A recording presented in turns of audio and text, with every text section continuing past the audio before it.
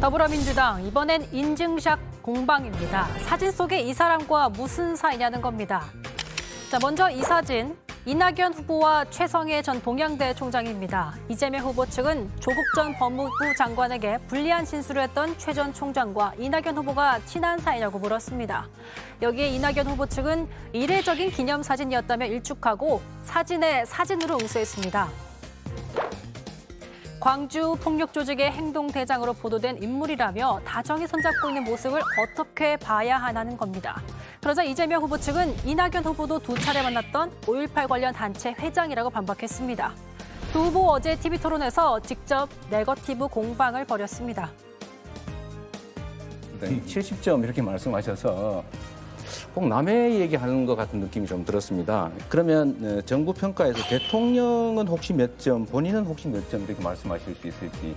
성남시장으로 일하시던 2014년에 이렇게 단호한 조치를 취했습니다. 혹시 본인에게도 이런 기준을 이렇게 연상해 보신 적이 있습니까? 네거티브 공방에 사라진 원팀 정신, 언제까지 지속될까요? 예, 두 번째 주제는 이재명, 이낙연의 사진전으로 잡았습니다. 사실 검증이 제대로 안 된 사진을 가지고 의혹 제기를 양쪽 후보에서 했죠. 그리고 앞서 이제 어제 TV 토론에 나왔던 모습들을 두 후보, 이재명, 이낙연 후보가 서로 상대방을 공격했는데, 예를 들어 뭐 이낙연 후보에게는 70점, 본인은 그럼 몇 점이십니까? 이렇게 물어보기도 하고, 그다음에 또 이재명 후보에게는 음주운전 관련돼서도 직접 물었습니다. 대선 주자들이 사실은 다 이렇게 그릇을 크긴 한 것 같아요. 저 같으면 이렇게 부담스러워서 저렇게 못 물어볼, 뻔히 아는 사이에 못 물어볼 것 같은데 쉽게 물어보네요. 어떻습니까? 이게 원팀이 될까요? 아무래도 이제 경쟁 중이다 보니까 좀 과열이 되고 있는 거는 사실인 것 같아요. 예. 근데 이 과열에도 불구하고 저는 선은 넘지 말아야 된다고 생각을 하고, 또 그 당에서 10년, 20년, 30년 이렇게 몸담아 오신 분들이기 때문에 저는 당인으로서 그런 선은 넘지 않으실 거라고 이제 보고 있고요. 사진 관련해서는 사실 이제 김은혜 의원님도 그러시겠지만 요새는 이제 코로나 때문에 사람을 많이 못 만나요. 예. 근데 보통은 정치인들이 사진 진짜 많이 찍습니다. 토론회 축사 갔을 때도 이렇게 뭐 많은 분들이 다가와서 같이 사진 찍자고 하시는 분들도 있고, 선거 유세 같은 거 지원 다니다 보면은 정말 현장에서 사진을 많이 찍거든요. 저도 아마 작년 1월에 이제 정치권에 와서 뭐 수백 장 모르시는 분들하고 뭐 찍기도 하고 아는 분들하고 찍기도 했는데, 그 모든 거에 대해서 사실 설명하라고 하면 저도 난처한 경우들이 많을 것 같아요. 그래서 이렇게 뭐 그 사진 한 장으로 뭐 너무 공방하기보다는 정책으로 대결하는 모습을 좀 더 많이 보여드리는 게 저는 국민들께 신뢰를 얻는 방법일 것 같습니다. 예. 어떻게 보십니까? 이 정도 후보들의 공방. 아유, 저는 반면교사를 삼으려고 하죠. 우리도 저렇게 되면 안 되는데. 근데 이게 지금 아니면 더 이상 게임은 남아있지 않다라는 것처럼 사생결단으로 함께 하시기 때문에 이 캠프에 각자 이제 소속대 의원님들 사이에서 이게 저쪽 캠프를 쳐라라고 하면 이게 자신 있게 하시나 모르겠어요. 그게 잘 되나요? 아, 의원님들끼리 서로 예. 이렇게 하는 거예요? 예, 그렇죠. 왜냐하면 대변인으로, 캠프의 대변인으로 소속되시면 이 상대 후보를 쳐라 하면 이낙연 대표를 쳐야 될 수도 있고 이재명 지사를 쳐야 될 때도 있는데 그거 잘 되나 모르겠어요. 근데 이제 두 가지 측면이 있는 것 같아요. 그러니까 이 경선 네. 과정에서의 서로 공방을 하고 뭐 검증을 하는 거는 좀 안 좋게 표현하면은 이게 네거티브다 이렇게 얘기할 수 있는데, 조금 긍정적으로 보자면은 사실은 국민들 대신에 그 검증 역할을 수행하는 측면이 있거든요. 그래서 사실 대선 경선이든 대선 본선이든 그 경쟁 과정에서 어떤 부족한 부분, 좋은 부분 이런 것들이 드러나기도 하는 게 사실이고요. 예. 그래서 어느 정도의 서로 캠프 간의 그런 공방은 뭐 필요하기도 하고 있을 수밖에 없기도 한데, 그게 이제 선을 넘지 않는 게 중요하겠죠. 그 선을 넘지 않느냐 하는 데 있어서는 어떤 당에 대한 뭐 소속감과 뭐 애정과 서로에 대한 뭐 시간, 뭐 이런 신뢰 같은 것도 중요할 것 같아요. 이수영 의원님이 보시기엔 지금은 선 넘은 게 있습니까? 없습니까? 뭐 조금 있다고 생각이 드는데요. 넘었다 말았다. 더 넘지는 않으실 근데 걸로 믿습니다. 저는 그 대변인격인 여배우나 지금 뭐 바지나 조폭까지 나온 걸 보면 넘지 않을 선이 또 남아 있을까라는 생각이 들거든요. 특히 이제 탄핵 당시의 사진으로, 저 사진으로 보면 이낙연 후보가 탄핵에 찬성했다. 2004년 아니었다. 노무현 전 대통령의 탄핵 소추요. 맞습니다.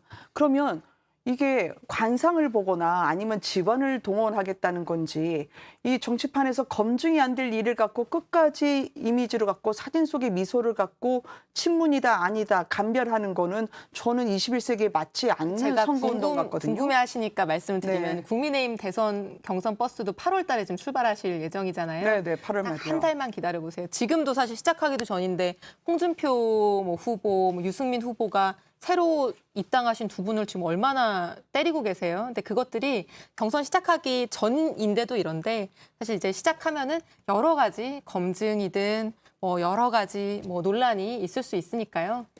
김 의원님도 한달 혹시 후에 다시. 캠프에 들어가시나요? 저는 아직 당직을 맡고 있기 때문에 네. 그 사회적 거리를 유지해도 됩니다. 예. 네. 아니 지금 여쭤본 게 이소영 의원님한테 여쭤본 게 캠프에 들어갈 가능성도 있을 것 같은데 어떻게 해야 되나 뭐 이런 부분도 좀 있는 것 같아요. 겁이 나시는. 아니 아까 이게 준비단까지만 하신다고 말씀하셨던 게 혹시 그 이후에 계획이 있으신 거 아니에요? 아니 제 마음으로는 경선이 워낙 치열할 걸 알고 있기 때문에 그렇지만 민주당에서 이게 친문이다 아니다. 그러니까 결국은 국민들 앞에서 대선 주자가 아무리 의견이 달라도 그래도 지지자들을 향한 말에도 저는 수위가 어느 정도는 갖춰져 있다고 생각하거든요. 한미연합 훈련 같은 경우에도 그거는 거의 나라의 국방, 안보와 직결된 문제인데 모든 것을 다 집어던지고 오로지 지지자들이 좋아할 법한 발언을 한다라는 거는 저는 한번 지양해야 되지 않을까. 금도는 저희도 꼭 지켜야 될 것 같고요. 그래서 두려운 마음으로 그렇지만 한번 학습하겠다라는 그런 마음으로 배우려고 합니다. 저도 이제 기존에 예전 뭐 몇 년 전 이렇게 대선에서는 그냥 유권자였거든요. 뭐 정치인이 아니었는데 그때를 되돌이켜 보면은 예컨대 뭐 이명박 전 대통령, 박근혜 전 대통령의 경선 때도 그랬고요. 또 민주당에서 마찬가지로 지난 대선 때 이제 경선 때도 그랬고 예. 사실 경선 과정, 대선 과정은 특히 경선 과정이 더 내 편이어서 아프고 치열한 게 또 뭐 당연한 것 같기도 하고요. 제가 네. 민주당 캠프 한 핵심 참모의 얘기를 들은 적이 있는데요. 그 얘기를 하시더라고요. 뻔히 아는 건데 문제 제기를 하는 상대방 캠프의 의원도 뻔히 아는 내용인 걸 본인이 아는데 이른바 이제 스크래치를 내기 위해서 그걸 강하게 언론 인터뷰 등을 내기 위해서 너무 서운하더라. 제가 그 얘기를 쭉 듣다가 이러면서 개파가 생기는 거구나. 배제하면서 서운할 생각이 수 있죠. 들더라고요. 네. 예. 그런데 예를 들어 그 이재명 후보의 음주운전 2번 했냐 논란 이런 부분들은 이재명 후보 측에서 다른 후보들에게 범죄 경력 조회서를 보여줬다고 그러더라고요. 그래서 한 번으로 입증이 됐다라고 보도에 나오던데 당에서 그런 역할을 미리 했으면 사실은 그런 불필요한 논란을 미리 막을 수도 있잖아요. 경선 기획단에 계시니까. 이게 지금도 이제 당 차원의 검증단을 만들어야 되느냐 하는 뭐 예. 주장도 있고 뭐 다른 의견도 있는 상황인데 사실 그게 이런 문제가 있습니다. 단일 건만 놓고 보면은 여기에 대해서는 뭐 당이 검증을 할 수도 있는 거 아니야라고 얘기할 수 있는데 사실은 다른 다양한 후보 그렇게 하기 시작하면 모든 후보에 대해서 크고 작은 논란이나 검증 대상 사실관계에 대해서 당이 조사를 해서 뭔가 결과를 발표해야 되는 상황이 생길 수도 있거든요. 예. 근데 당이 어떤 수사권을 가지고 있는 것도 아니고 그 조사의 결과라는 거는 굉장히 어떤 한정적인 의미를 가질 수밖에 없는데 거기에 대해서는 또 논란이 생길 수 있잖아요. 불필요한 오해가 생길 수 있고 누구 편드는 거 아니야? 이제 이런 그 공방만 가열될 수 있기 때문에 뭐 그 당이 나서서 검증하고 뭔가 조사하고 뭐 결과를 예. 발표하거나 이런 오해를 불식시키는 거에 대해서는 조금 조심스럽다는 생각이 있습니다. 저는 혹시 민주당에서 제가 경선위원은 아니지만 제안 하나 한다면 네. 그 징벌적 손해배상제를 각 캠프마다 적용을 하신다면 고의나 중과실로 추정되는 부분에 대해서는 피해액의 5배 이상을 물게 한다. 그런 거 한번 해보시면 어떨까 싶어요. 그 나중에 감점해서 경선할 때 점수에서 감점 요인을 만든다든지. 뭐 그럴 수도 있겠죠. 근데 사실 이제 그 검증 과정에서 지금 그 논란이 나오고 있는 것들이 국민을 대신해서 묻는 측면도 있기 때문에 예. 네. 근데 앞서 이제 2004년에 이낙연 네. 후보가 과연 노무현 전 대통령 탄핵에 찬성했냐 말았냐 이 부분은 검증을 못 하는 거잖아요. 그래서 그걸 자꾸 당에서 검증하라고 하면 어차피 답도 없는 건데 그걸 검증에 나설 수도 없고 그렇기 때문에 부적절하다는 말씀이신 거죠? 제가 뭐 어느 후보의 주장에 대해서 부적절하다고 얘기하기에는 또 대선 경선 기획단의 예. 중립을 지켜야 되는 의무가 있습니다. 네. 아 근데 진짜 이 사진을 보면서 거봐 이 꼴이 올라갔지. 거봐 여기 국민의힘 그 당시에 예. 그 당시는 이제 저희 당의 의원들하고 함께 있었잖아라는 추정에 의한 공격이라고 하면 팩트에 기반한 게 아니기 때문에 충분히 일부러 생채기를 내려고 하는 게 아니냐라고 하는 그런 부분의 문제제기는 있을 것 같아요. 예. 그러니까 뭐 팩트와 추정 이제 이런 것들이 원래 뭐 검증 과정에서 혼재될 수 있는데 당원들이나 국민들이 또 그런 부분 날카롭게 판단하시지 않을까 싶습니다. 네. 알겠습니다. 그런데 이제 국민의힘도 네. 국민의힘은 검증단을 꾸리잖아요. 김진태 전 의원이 이제 대선 검증단장으로 내정이 됐다고 하는데 그런데 김진태 전 의원이 사실 윤석열 후보와 과거에 사이가 그렇게 좋진 않았습니다. 저희가 과거에 논쟁을 벌였던 부분을 잠깐 영상을 만들어 봤습니다. 네. 양정철 뭐 민주연구원장 후보자한테 그러던가요? 총장 시켜준다고 그러던가요? 네, 묻지 말고 정치를 그 뭐라고 얘기하던가요? 그런 얘기할 지금 입장도 아니고 그분이 무슨 검찰 그래서. 뭐 그거는 너무 근거 없는 그런 얘기입니다. 네. 그 지금 자세가 별로 아름다워 보이지가 않습니다. 예? 아무 얘기 할 일이 한 게 없으면 뭐하러 만났어요? 근데 오늘 거의 끝나가는 예. 지금 보면 사실은 김진태 전 의원은 당시 이제 윤석열 저격수로 불렸거든요. 네. 검증단장에 선정된 거를 두고 내정된 걸 두고 사실은 윤석열 후보에게 조금 더 불리하게 작용하는 것 아니냐라는 시선도 있습니다. 네. 그 당시 혹독하게 하셨죠. 법사위원으로서.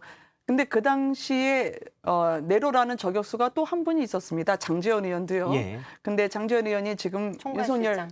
후보의 총괄실장으로 가셨죠. 이게 정치란 움직이는 건데요. 더더군다나 이 검증단이라고 하는 게 상대 후보로부터 네거티브 공세가 들어올 경우를 대비해서 우리끼리 문제는 없냐, 어떤 방어 논리를 제안해야 되느냐라는 거를 이야기하는 거지. 뭐 윤석열 전 총장과의 과거의 앙금으로 인해서 누가 유리하고 누가 불리하고 얘기하기는 어려울 것 같아요. 또 혹시나 뭐 태극기 아니시냐라고 물어보신다면 예. 이게 우리 후보에 대해서는 태극기냐 아니냐 사상 검증하는 게 아니잖아요. 그래서 그 부분에 대해서는 아직 뭐 발표가 나온 건 아니라고 하니까 좀 보겠습니다. 그렇지만 유불리를 따질 만한 건 아니라고 생각합니다. 뭐 저도 비슷한 생각이 들고요. 그 김진태 전 의원이 저는 오히려 좀 살살하실 수도 있을 것 같아요. 왜냐하면 워낙 윤석열 저격수 지금도 이제 벌써부터 논란이 있기 때문에 뭐 그렇게 대놓고 편파적으로 예. 예컨대 이제 후보들 간의 공정성이 깨질 정도로 그렇게 한 후보한테 그렇게 하시지 않을 것 같고 특히 이제 경선 과정에서는 당이 공정한 모습을 보여야 되는 게 이제 가장 중요하다 보니까 그 가장 불리할 수 있는 후보가 동의하는지 여부를 가지고 이제 많은 의사결정을 하게 됩니다. 예를 들면 뭐 경선 일정 같은 경우에 민주당도 그런 판단의 원칙에 따라서 예. 이제 다양한 후보들 의견을 듣고 동의를 얻는 절차를 구했던 것인데 지금 보니까 윤석열 네, 후보 같은 괜찮다고 경우에도 했죠. 뭐 네. 괜찮다고 했고 이제 당사자 그 논란의 뭐 대상이 되는 후보가 괜찮다고 했으면은 사실 이제 당대표 입장에서도 부담 없이 좀 의사결정 하실 수 있지 않을까. 사실 그런 부분도 있잖아요. 앞서 이제 김은혜 의원님이 네. 뭐 태극기 아니냐. 네. 뭐 표현이 좀 그런데 일부 이제 극우 성향의 지지자들 네. 김진태 전 의원이 이 극우 성향의 지지자들을 좀 대표했던 뭐 태극기 아버지까지는 아니어도 큰형 정도는 됐던 역할을 해서 사실 그 부분에 대한 중도적인 이미지 이준석 대표가 끌고 가려는 그런 이미지가 좀 퇴색되는 것 아니냐라는 지적도 있거든요. 그런 이미지가 각인되어 있는 부분이 있었죠. 예. 그리고 하지만 그때 윤석열과 지금의 윤석열이 서 있는 자리가 다른 것처럼 그때 김진태와 지금의 김진태가 서 있는 곳은 역시 다를 거라고 생각을 합니다. 예. 이게 후보에 대한 그 검증이라고 하는 게 이 사람이 극보수냐 보수냐 진보냐 그걸 가리는 사상 검증이 아니라고 생각을 하거든요. 예. 그렇기 때문에 철저히 이 당 후보를 지켜서 어쨌든 본선 경쟁력을 갖추도록 하자. 또 그걸 위해 필요한 후보를 가려내는 작업이기 때문에 사상 검증 태극기냐 아니냐의 그런 낙인과는 관계가 없다. 그러니까 누군가를 예. 극우다, 극좌로 분류하는 감별 작업은 아닐 거다. 그렇게 생각합니다. 검증이라고 하는 거의 특성이 어떤 뭔가를 기획하는 거랑 다르게 뭐 혹독할수록 예. 혹은 뭐 여러 가지 좀 강성일수록 더 검증이 치열해지는 것도 맞을 수 있기 때문에요. 뭐 저는 그렇겠네요. 좋은 선택일 수 있다고 보는데요.